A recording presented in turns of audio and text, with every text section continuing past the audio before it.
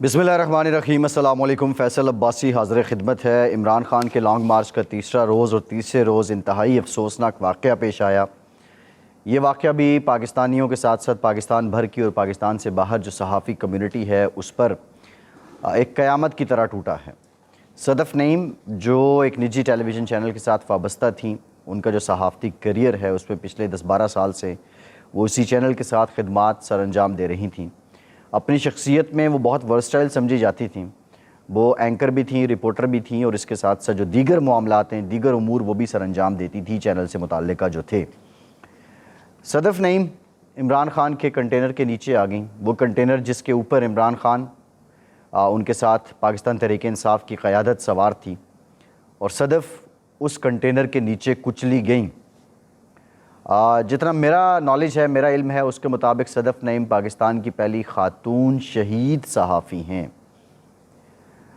सहाफ़ियों के बारे में उमूमी तौर पे बहुत ज़्यादा बातें की जाती हैं। वो कौन से अलक़ाबात हैं जिनसे नहीं नवाजा जाता। सहाफ़ी खा हमारा कैमरामैन हो या उससे ऑनवर्ड रिपोर्टर हो या हमारा एडिटर हो या एंकर हो, किस किस तरह की बातें नहीं की जाती हैं। और पिछले 8-10 सालों में एक तासुर बनाया गया और मैं बहुत खुल के कहूँगा कि पाकिस्तान तहरीक इंसाफ ने इस तासुर को बहुत जिला दी कि ये सहाफ़ी लिफाफे हैं। और लिफाफा होने की जो बुनियाद रकम की गई या जो बुनियाद रखी गई वो ये थी, सियासी जमातें उमूमी तौर पे यही बात करती हैं, जिसमें पाकिस्तान तहरीक इंसाफ सर फ़हरिस्त है, लेकिन नून लीग या पीपल्स पार्टी या बाकी जमातों को भी हम ये नहीं कहेंगे कि वो ऐसी बातें नहीं करती हैं। अगर मैं पीटीआई का सपोर्टर हूँ या पीटीआई का कैंपेनर हूँ या पीटीआई के मौक़िफ़ का हामी हूँ तो फिर तो मैं ठीक हूँ। अगर मैं मुखालिफ हूँ तो मैं लिफाफा हूँ। इसी तरह नून लीग के लिए भी ये मामला जाता है और पीपल्स पार्टी के लिए भी और दीगर सियासी जमातों के लिए भी जाता है। लेकिन शायद पाकिस्तान के अवाम या लोग या हमारे व्यूअर्स या हमारे क़ारीन नहीं समझ पाते कि एक सहाफ़ी बैक वक्त किन मसाइल से गुज़र रहा होता है। सहाफ़त आसान काम नहीं है।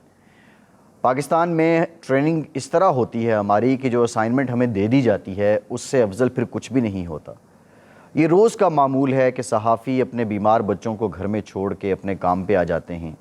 ये रोज़ का मामूल है कि अक्सर सहाफ़ी दोस्त हमारे ऐसे हैं कि जब घर वापस गए तो उन्हें ये मालूम होता है कि हमारे घर में खुदा ने हमें एक और नेमत या रहमत अता की है। ये मामूल है कि हमारे बहुत से सहाफ़ी दोस्त अपने करीबी लोगों को, रिश्तेदारों को अस्पताल में छोड़कर, आईसीयू में छोड़कर अपनी ड्यूटी अंजाम देने आ जाते हैं। और ये भी मामूल का हिस्सा ही है कि अपनी तबीयत ख़राब होने के बावजूद, अपने हज़ारों मसाइल होने के बावजूद हम लोग अपनी ड्यूटी सर अंजाम देने अपने दफातर में पहुंच जाते हैं या अपनी जहां असाइनमेंट लगी होती है, इवेंट है या फील्ड है, उस पर पहुंच जाते हैं। सदफ़ नईम भी यकीनी तौर पे 4 बच्चों की माँ थीं। उनके ख़ाविंद नईम भट्टी जो फ़ोटोग्राफ़र हैं, कैमरामैन हैं, वो भी मीडिया से ही वाबस्ता हैं। सदफ़ भी अपनी फ़ैमिली को सपोर्ट करने के लिए ये काम कर रही थीं। अगर ये काम सिर्फ शौक़ की हद तक होता, 2-4-5 साल करने के बाद शायद सदफ़ उस तरह इसको ना निभाती, पार्ट टाइम कर लेती, फ्रीलांसर के तौर पे कर लेती। लेकिन रेगुलर एक ऐसे चैनल में वो काम कर रही थीं जिनके साथ उनका एक बड़ा तवील सफ़र रहा है। जो करीबी दोस्त हैं सदफ़ के, हमारे भी सहाफ़ी दोस्त, वो हमें ये बताते हैं कि सदफ़ असाइनमेंट पे पहुंचने के लिए वसाइल ना होने का कभी शिकवा नहीं करती थी। सदफ़ कभी मोटरसाइकिल पे बैठ के, कभी रिक्शे पे बैठ के, कभी गाड़ी पे बैठ के पहुंच जाती थी। सदफ़ नुमाइंदा थीं बहुत सी सहाफ़ी ख़वातीन का। पाकिस्तान में आप देखिए कि जो हमारी सहाफ़ी ख़वातीन हैं उनके बारे में क्या क्या ट्रेंड्स नहीं चलते, क्या क्या बातें नहीं की जाती। कभी आसमा शिराज़ी को हिट किया जाता है, कभी गरीदा फ़ारूकी को हिट किया जाता है, कभी सना बुच्चा को हिट किया जाता है, कभी किसी रिपोर्टर को हिट किया जाता है। ये बहुत बदकिस्मती है हमारे माशरे की। लेकिन ये वो सारे काम हैं, आपको याद होगा 2014 का धरना था जिसमें गरीदा फ़ारूकी ने बढ़ चढ़ कर कवरेज की थी। इसी तरह आसमा शिराज़ी जो हैं, आप उनको भी देखिए। दर्जनों मिसालें हैं कि फ़ील्ड रिपोर्टिंग के बाद फिर स्टूडियो में आके बैठते हैं लोग और फिर वो अपना काम जारी रखते हैं। लेकिन सदफ़ का जाना बहुत से सवालात हैं जो छोड़ गया है। वैसे तो ये अक्टूबर सहाफ़ियों पे बहुत भारी गुज़रा है।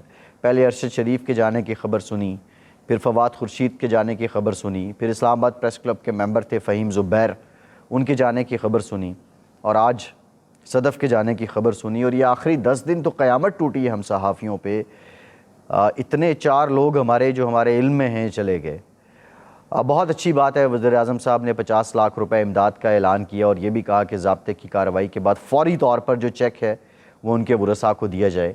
35 لاکھ روپے پرویز الہی صاحب نے بھی اعلان کیا، یہ بھی بہت احسن ہے۔ جان کی کوئی کمپنسیشن نہیں ہوتی، لیکن کم از کم شہید کے جو بچے ہیں ان کی زندگی بن جائے گی۔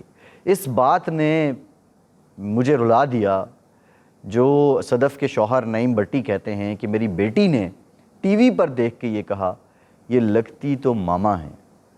یعنی جب خبر آئی کہ خاتون صحافی عمران خان کے کنٹینر کے نیچے آ گئی ہیں تو اس صحافی کی بچی یہ کہتی ہے، یہ کیفیت شاید الفاظ میں بیان نہیں ہو سکتی، یہ کیفیت وہی جانتے ہیں جن پر یہ گزر رہی ہے۔ لیکن میں چاہوں گا کہ پاکستان کی جو صحافی برادری ہے انہیں اس وقت کم از کم کوئی جو ایس او پیز ہیں، کوئی پروٹوکولز ہیں، پھر سب سے بڑی بات یہ ہے کہ آپ اتنا بڑا مارچ کر رہے ہیں، آپ کی سیکیورٹی کہاں تھی، آپ کے کنٹینرز پہ کون کون داخل ہو سکتا تھا، کس وقت ہو سکتا تھا، کیسے ہو سکتا تھا، وہ سارے معیار کہاں تھے، وہ اصول کہاں تھے۔ یہ بہت انفارچونیٹ ہے۔ ٹھیک ہے، ان کے شوہر کہتے ہیں کہ یہ حادثہ ہو گیا اور ہم یہ کارروائی، اس کے خلاف ہم نہیں جاتے، ہم قانونی کارروائی نہیں کرنا چاہتے، پوسٹ مارٹم نہیں کروانا چاہتے، لیکن حضور آپ کی بھی تو کوئی ذمہ داری تھی، آپ کی انتظامیہ پہ بھی سوال ہے۔ اتنی پوچھ گچھ ضرور ہونی چاہیے۔ وہ صحافی جو اپنی جان جوکھوں پہ رکھ کے نکلتے ہیں، ان کی سیکیورٹی کے لیے کیا کیا آپ نے؟ سانحہ کارساز ہوا 2007 میں، صحافی اس میں زخمی ہوئے۔ اس کے بعد دہشت گردی کے خلاف جنگ تھی، دھماکے ہوتے تھے، ہمارے نمائندے کور کرنے جاتے تھے، دوسرا دھماکہ ہو جاتا تھا، ہمارے لوگ اس میں شہید ہوئے۔ کون سا پاکستان کا ایسا ایونٹ ہے کہ پاکستان کے صحافی، پاکستان کی حکومت، پاکستان کی فورسز، پاکستان کے عوام کے شانہ بشانہ کھڑے نہیں ہوئے اور اپنی جانوں کے نذرانے نہیں دیے؟ لیکن ہماری پروٹیکشن کے لیے حکومتیں کیا کرتی ہیں، کیا کر رہی ہیں، ہم خود کیا کرتے ہیں، یہ بھی ایک سوال ہے۔ کچھ بات لانگ مارچ سے متعلق کروں گا۔ اب کاموں کی پہنچے ہیں، آج ان کو یہاں سے آگے ہونا چاہیے تھا، گجرانوالا جانا چاہیے تھا، لیکن ابھی تک یہ 3 دن ہو گئے، یہ قافلہ بہت سست ہے۔ کچھ مذاکرات کی باتیں بھی ہو رہی ہیں۔ دیکھیں، بیک ڈور چینل کبھی بند نہیں ہوتے، مذاکرات ہو رہے ہوتے ہیں، لیکن اگر دیکھا جائے تو پاکستان تحریک انصاف کو لوگ نہ نکلنے پہ مایوسی ہو رہی ہے۔ بظاہر تو جو استقبالیہ کیمپس ہیں اس میں آدھ پون گھنٹے کے لیے، 1 گھنٹے کے لیے لوگ آ جاتے ہیں، وہاں پہ اچھا ہجوم مل جاتا ہے، لیکن قافلے کے ساتھ چلنے والے لوگ اتنے بڑی تعداد میں نہیں ہیں۔ اس وقت ملک میں جو ہیجانی کیفیت ہے، مذاکرات ہو جائیں، ایک ایک قدم پیچھے ہٹ لیا جائے تو بہتر ہے، یہی پاکستان کے مفاد میں ہے۔ پاکستان کے معاشی چیلنجز اپنی جگہ ہیں، وزیر اعظم کا جو دورہ چین ہے اس سے بہت سی امیدیں وابستہ ہیں۔ عمران خان صاحب کی اگر یہ مزاحمت جاری رہی تو یہ اس کو اسی طرح متاثر کرے گا۔ 2014 میں جب چینی صدر نے پاکستان آنا تھا اور انہوں نے اپنا دورہ پاسپون کیا تھا، اس سے جان کا نقصان تو پاکستان کو ہو رہا ہے، پتہ نہیں فائدہ کس کو ہو رہا ہے۔ شاید عمران خان کی تحریک زندہ رہے اور وہ اگلے الیکشن تک پہنچ جائیں، یہ حالات ہیں پاکستان کے، لیکن پے در پے افسوسناک واقعات ہو رہے ہیں۔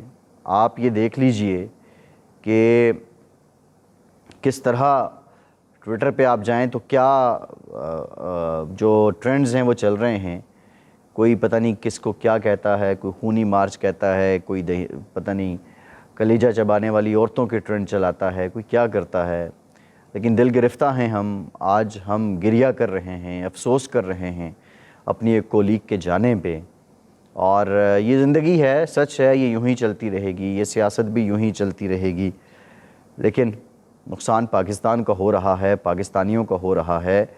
اس معاملے پہ پاکستان کے سیاسی اکابرین کو سوچنا چاہیے۔ فیصل عباسی کو اجازت دیجیے۔